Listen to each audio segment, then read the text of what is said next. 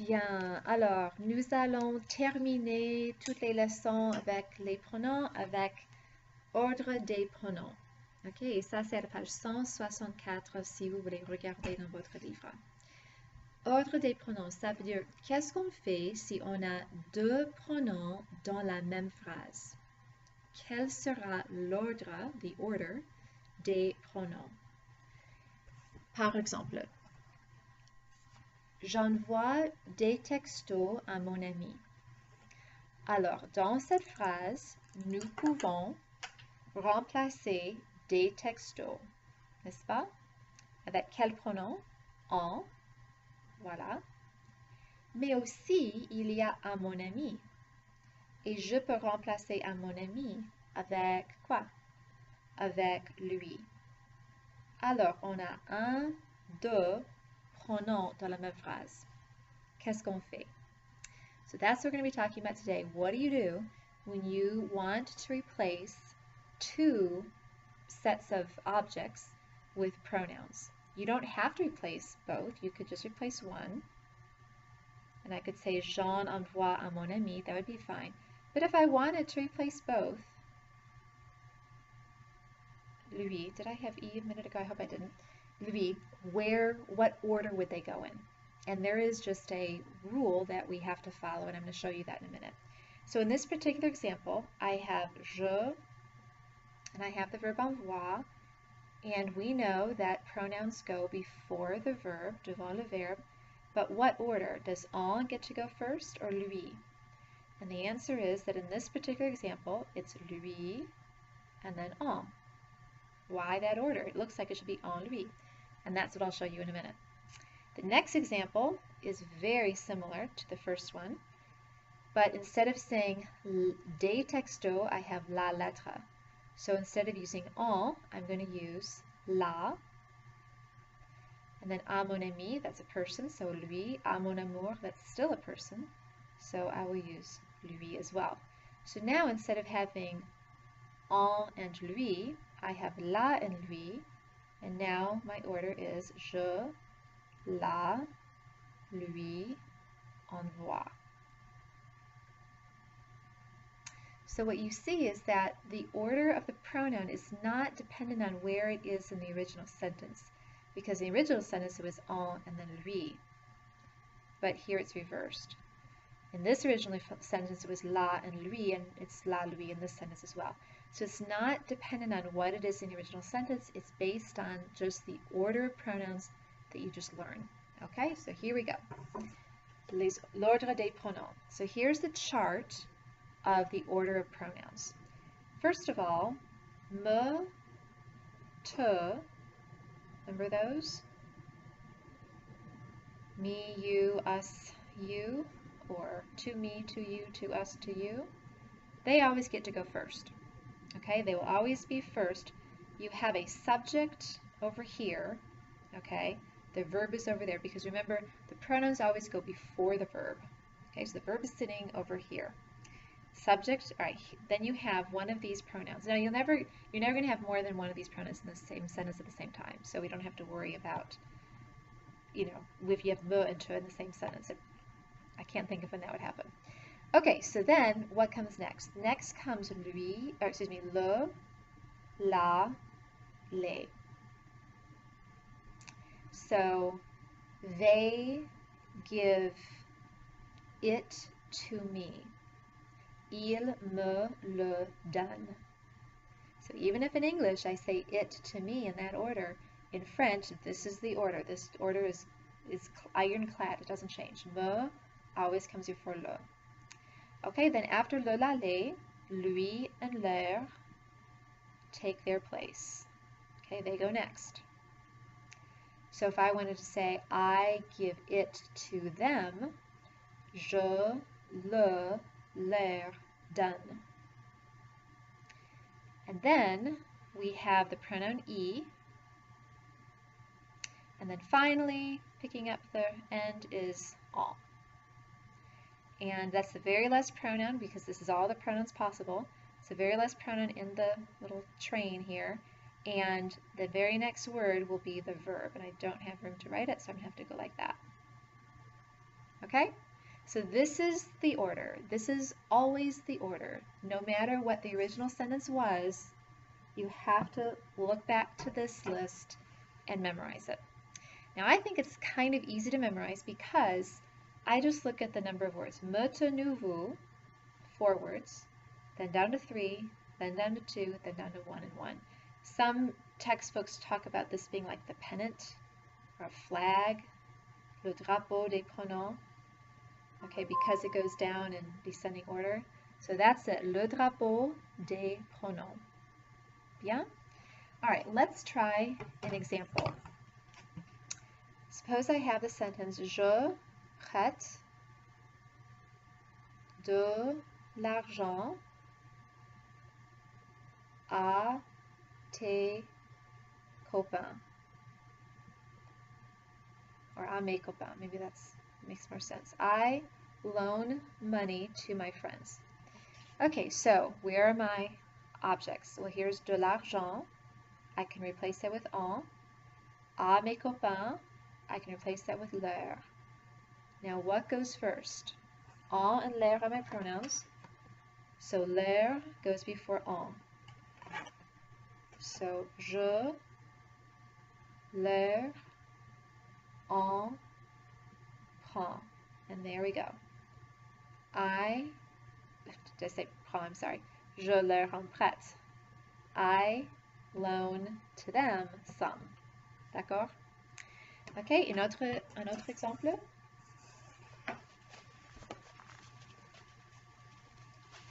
The next one I'm going to change to passé composé just to practice all the positions. J'ai montré le journal à ta copine. Okay, le journal, there's one object, and that will be le, it's direct. À ta copine, à plus a person, that's lui. So I have le and lui in the same sentence. So what order do they go in? Le, lui. Le gets to go first. So they both go before the helping verb. So je, le, lui, et montré. So the position of the pronoun doesn't change in that if pronouns go before the helping verb, they still go before the helping verb. All of them go before the helping verb. Voila. So I showed it, meaning the newspaper, to her, to my friend. D'accord? Let's try another. And I hope you are using your pause button, right? When I write it down, you should be able to pause it and let's see. J'ai, looking for an example with E. J'ai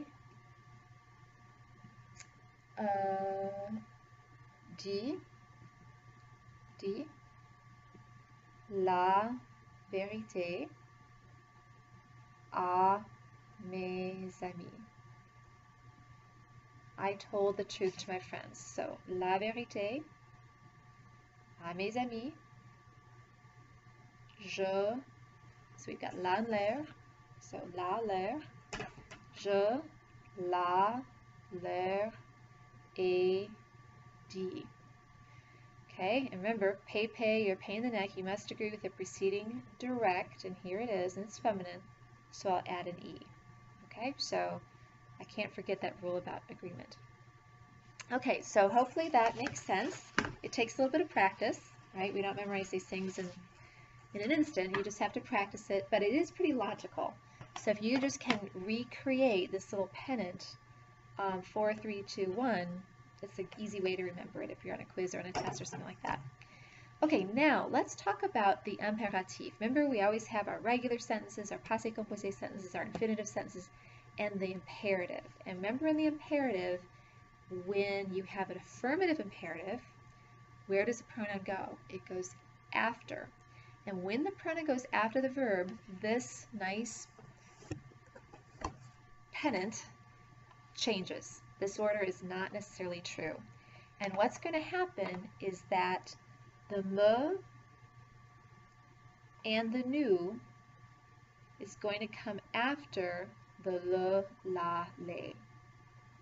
Now, why don't I have the te and the vous? Because remember, in a command, you're commanding you to do it. So I can't use te in a command. That would be a reflexive pronoun, and that would be like lave-toi. So I'm not going to use te and vous when my subject is already tu or vous. Otherwise, it'd be a reflexive verb. So that's why I'm just going to focus on me and nous. Okay, what's going to happen with me and nous is they're going to go after the le, la, les, or in between these two. And remember how me changes? It changes to moi. All right, so I need a second pennant, right, for commands, l'impératif, or le drapeau. I guess I shouldn't be calling it a pennant, but le drapeau. All right, and in a command, you're going to have the verb first, then the pronoun. And you're going to either have le, la, les, then me, but that becomes moi, or nous, and then lui, and leur, which actually I don't think you would have. I'd have to think about that. I don't think you're going to have moi and lui in the same sentence. So I'm going to put a parenthesis around that. And then you have I, and you have en. Okay? So an example would be, donne-moi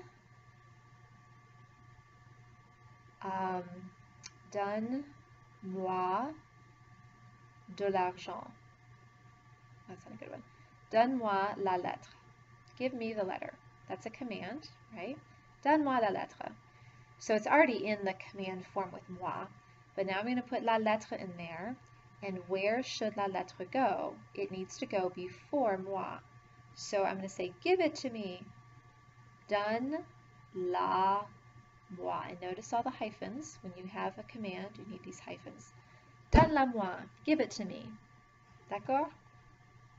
So you want to pay attention to this new chart when you have a affirmative command. If it's a negative command, you're going to go back to this chart as well, because really what we're saying here is when the pronouns come after the verb. Anytime the pronoun comes after the verb, this is the correct order. And when does the pronoun come after the verb? Only one time, in the command, in the affirmative command. Okay? All right. Now, so we have our normal list. And then we have like this little exception list when you have an affirmative command. Now, if you look on page 164, there's even an exception to the exception.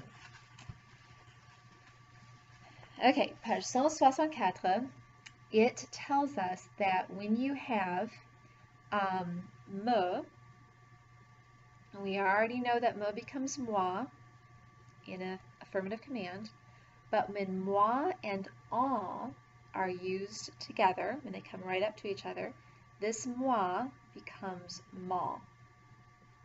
Pourquoi pas? Why not? We've already run through all these exceptions, we might as well make it more exceptional, right? Pourquoi pas?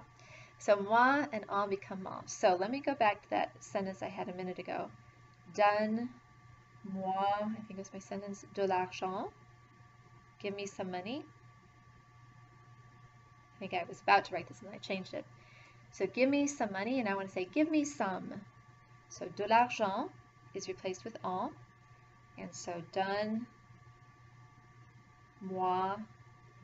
en, but then what happens to moi and en? It becomes this, donne-moi. Give me some. Voilà, and that is on page 164. Page 164. Ok, voilà, c'est intéressant, n'est-ce pas, l'ordre des pronoms. All right, if we try a couple of these, I'm going to look in exercise 8 on page 165 and just do maybe number 1, okay? And the situation is that you are working at a restaurant and the person, or the waiter asks you a question and you're going to give him the answer in the command. So he's going to ask you, should I bring you the menu?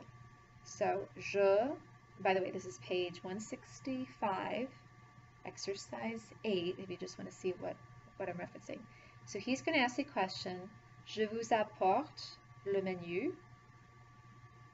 Should I bring the menu?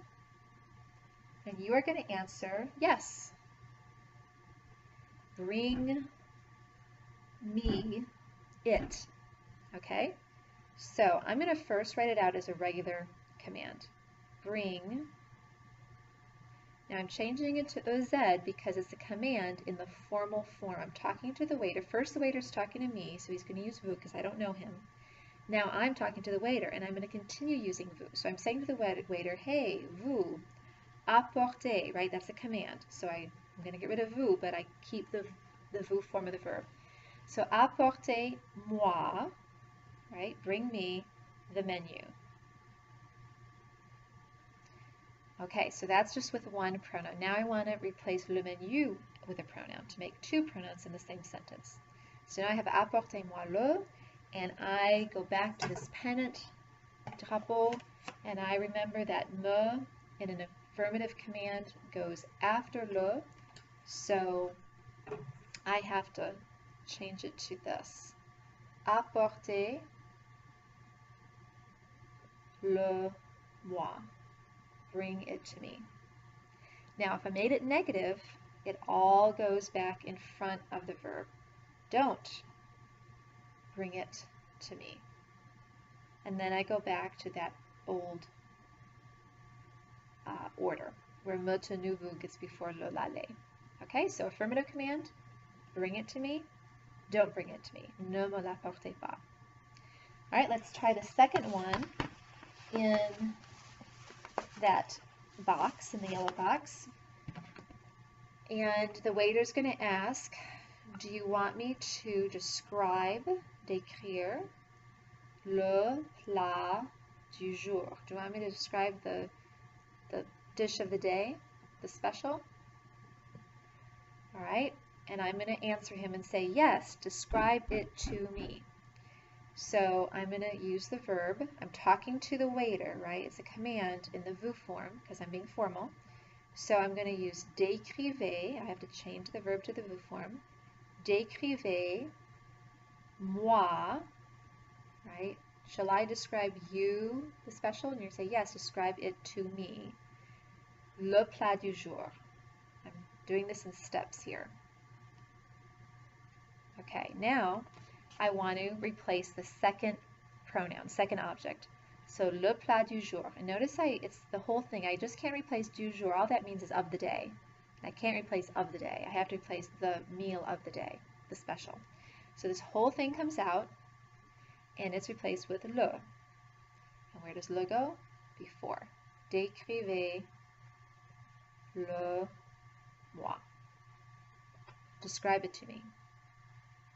Again, the negative, if I were to answer this negatively and say, no, don't describe it to me, then all of this goes before the verb, and it switches order. Ne me le décrivez pas.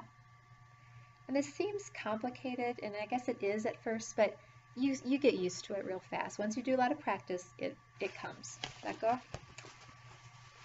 Okay, alors, and the other big thing is speaking, doing all the activities we're going to do in class with the listening and the speaking and the oral participation. That's how you get good at this, is because you speak these enough, you start to hear what sounds right, and that is really important in a foreign language. Okay, donnez du pain. This will be the last one we do. So he's asking, should I give you some bread? Je vous donne du pain? That's the question. And you're going to say, yes, give me some bread. So I'm going to use the vous form. Donnez-moi du pain. Okay, that's the first step. I answer the question with moi, and now I want to replace du pain. So what pronoun will that be? That will be en. And where does en go? Well, en always is at the end. Okay, poor old en. It always is at the end, no matter what kind of sentence it is, it's always at the end. So, donnez-moi en. Remember the hyphens. But there was a little exception. We said that when moi and en come together, it's all these pronouns, or excuse me, all the vowels, they get a little bit closer. Donnez-moi. Comme ça. Give me some. Okay, and again, if I wanted to make it negative, ne me en donnez pas. And then again, it's going to be ne m'en donnez pas, because just the elision. D'accord? C'est bon. Alors, je crois que c'est tout. Voilà, donc étudiez, révisez cette page, page 164. Il y a de très très bons exercices avec les, pas exercices, mais les exemples. Donc, lisez les exemples et pratiquez-les. Alors, au revoir.